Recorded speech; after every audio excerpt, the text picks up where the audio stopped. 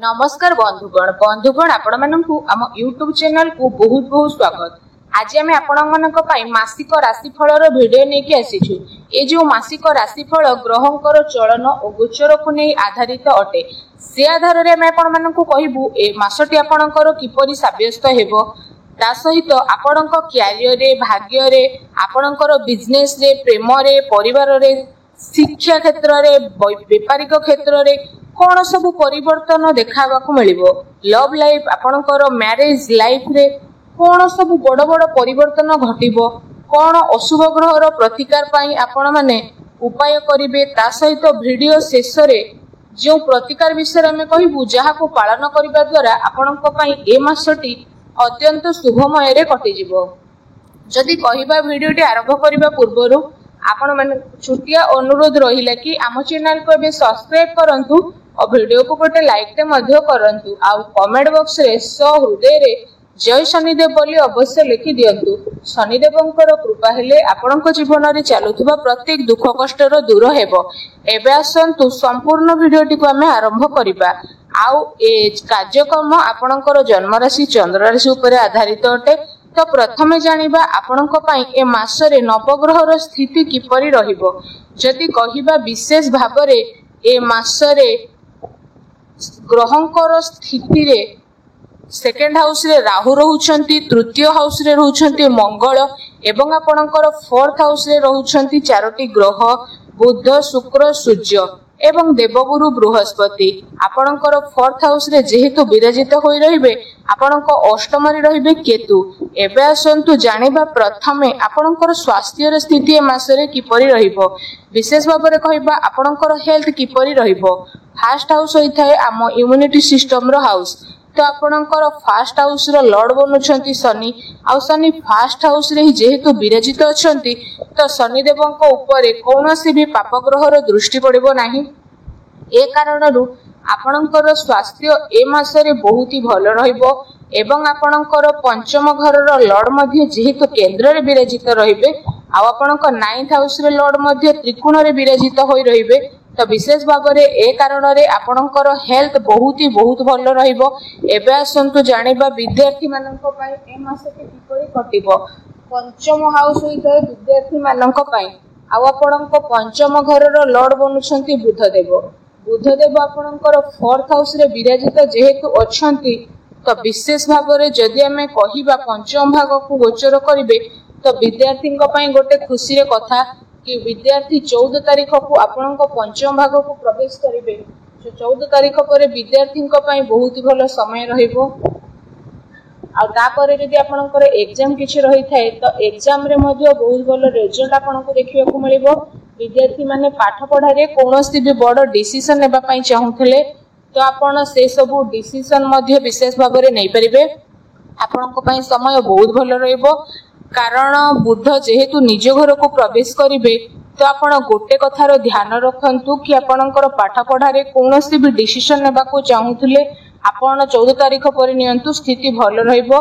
एबे आसंतु जानिबा आपणकर love life किपरि रहिबो। जदि लव लाइफ विषय रे कहिबा पंचम भाग होई थाए लव लाइफ रो हाउस आ पंचम रो लॉर्ड बुध केंद्र रे फोर्थ हाउस रे रहिबा हेतु जेउ राशि मानकर लव लाइफ रे अछंती सेमानक पई स्थिति बहुत ही भल रहिबो कारण शनि निज राशि रे जेहेतु विराजित रहिबे आ शुक्र मध्ये निज राशि रे रहिबे तो बुध शुक्र निज राशि रे जेहेतु एठी प्रवेश करिवे तो विशेष भाव में जदि हम एठी आपण माननकु कहिबो तो जेबे पंचम रे शुक्र विराजित होइथांती तो से राशि रो व्यक्ति माने पूरा रोमांटिक मोड रे रहिथांती आ आपण माने मध्ये 12 तारीख परे विशेष भाव में रोमांटिक हेकि रहिबे।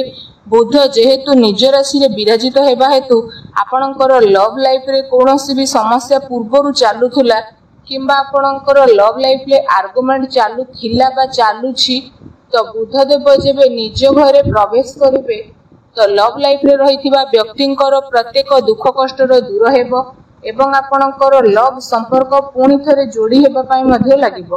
खास करी 14 जून पर लव लाइफ थिबा व्यक्तिंक पई स्थिति बहुत ही भल रहिबो।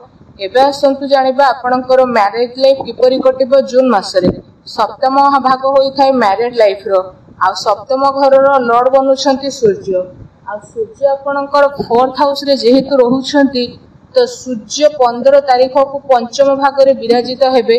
तो सूर्य को स्थिति आपणक पय भल रहइबो कारण प्रथम केंद्र रे रहिबे तापरे त्रिकोण रे जेहेतु गोचर करिवे तो सूर्य जेहेतु मित्र घरे प्रवेश करिवे बुधंक घरे ए कारणरू सूर्यंक स्थिति आपणक पय बहुत ही भल रहिबो। आ आपणकर मैरिड लाइफ मध्ये भल रहिबो किंतु आपणको गोटे कथार ध्यान रखिबा पय पड़िबो कि शनि को दृष्टि आपणकर 7th हाउस रे पड़िबा हेतु आपणक भितरे बहुत ही जिद्दी देखिबा को मिलिबो एवं आपणकर मैरिड लाइफ रे छोट छोट कथा को नै आर्गुमेंट मध्ये सृष्टि हेबो। किंतु आ गोटे भल कथा हला कि आपणक मैरिड लाइफ रे कोनोसी भी बड़ समस्या आसीबो नाही कारण सूर्यंक स्थिति जेहेतु बहुत भल रहिबो 4th लॉर्ड शुक्रंक स्थिति बहुत भल रहिबो। तो जदि एठी विशेष भाव में आमे आपण माननकु कहिबो तो राहु 2nd हाउस रे जेहेतु विराजित रहउछंती तो पानी को टिके आपण कंट्रोल रे रखंतु क्रोध रे आसे कि कोनोसी भी डिसीजन नियंतु नाही एवं कथावार्ता करिवा समय रे विशेष सावधानतार सह कथावार्ता करंतु कारण राहु जेहेतु 2nd हाउस रे विराजित अछंती तो बाणी को बिगाड़ी मध्ये पारंती। विशेष करी ए कथा को ध्यान रे आपण रखि नियंतु। फ्रेंड्स एबे आसंतु जानिबा सबुठारो महत्वपूर्ण विषय रे आपणकर भाग्य कैरियर एवं व्यापार बिजनेस किपरि रहिबो ए मासरे। यदि कहिबा भाग्य स्थान होई थाए 9th हाउस आ कैरियर रो हाउस होई थाए 10th हाउस तो आपणकर 9th रो लॉर्ड बनुछंती विनेस माने शुक्र आ शुक्र देव 4th हाउस रे जेहेतु विराजित होई कि रहिबे तो विशेष भाव रे जदि कहिबा आपणकर भाग्य बहुत ही भल रहिबा को जाउछि। तापरे विशेष भाव रे 9th हाउस जेहेतु आपणकर मजबूत हेबो तो विशेष भाव रे आपणक पई गोटे खुशी कथा आसीबो। ए मास आपणक पई भल नुह बहुत ही भल रहिबा को जाउछि कारण ग्रहंकर स्थिति अनुसार आमे एठी पूरा डिटेल्स रे आपणक कहूछु।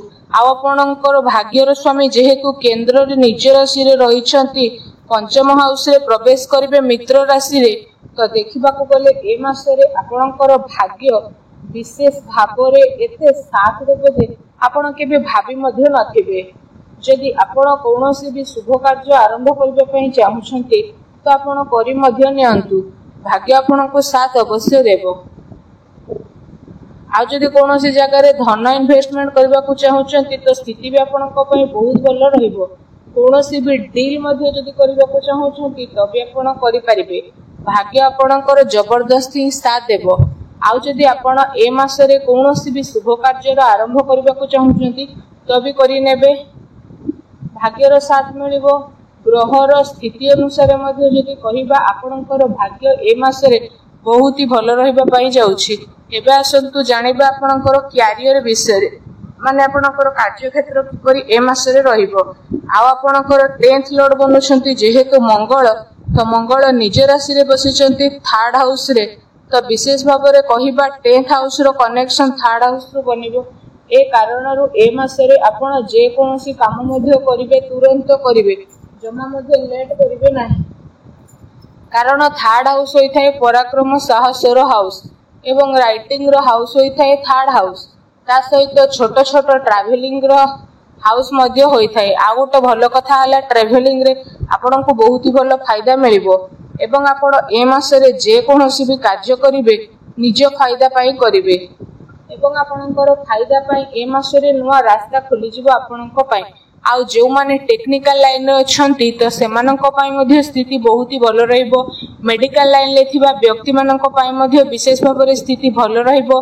जो माने लेखा पढ़ा कार्य करूछंती सेमानक पई भी स्थिति भल रहइबो। सबुठारो भल ट्रैवलिंग कार्य रे भल फायदा मिलिबो ए मासरे। कहिबा को गले आपनकर कैरियर ए मासरे मंगलंकर हाथ रे रहिबो आ मंगलंकर स्थिति मध्ये आपनक पई बहुत ही भल रहिबो। एही कारणरू आपनक पई विशेष भाव रे आपनकर कैरियर ए मासरे जबरदस्त रहिबा को जाउछि। व्यापार बिजनेस रो कथा कहिबा पई गले 7th लॉर्ड सूर्य केंद्र रे विराजित होई के रहिछंती त व्यापार बिजनेस स्थिति बहुत भल रहिबो। प्रतिटी स्थिति आपनक पई भल रहिबो। जहा भी काम करिवे से सबुर आपन को शुभ फल प्राप्त हेबो। एबे आमे आपण मानक पई किछि प्रतिकार नै के आसीछु। प्रतिकार विषय रे जदि कहिबा आपण प्रत्येक दिन पक्षी माननकु किछि ना किछि दाना खाइबाकू दियंतु घरर ईशान कोणरे घी दीप जलांतु देखिबे समय आपणक पई बहुत ही भलो रहइबो। वीडियोटी केमति लागला हमकु कमेंट करके जणांतु। चैनल नुआ आसले चैनल को सब्सक्राइब करंतु। धन्यवाद।